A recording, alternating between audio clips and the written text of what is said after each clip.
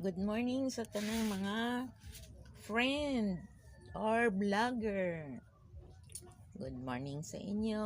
Kain tayo ng dulaw. Dulaw with corn. Gamot to guys kasi sino kaya yung mayroong mga sis, bukol o bugbog sa katawan o kahit anong bugbog yung nabangga ulo mo sa haligi. Yun, bugbog na rin yun. Kain tayo ng dulaw. Ito ang gamot natin, guys. Ayan, dulaw. Dulaw, yan guys. Dulaw yan. Dulaw. Dulaw with corn. Slice ng maliliit yung corn. Yung dulaw. Luyang dilaw. Luyang dilaw sa Tagalog. Pero sa Bisaya, dulaw.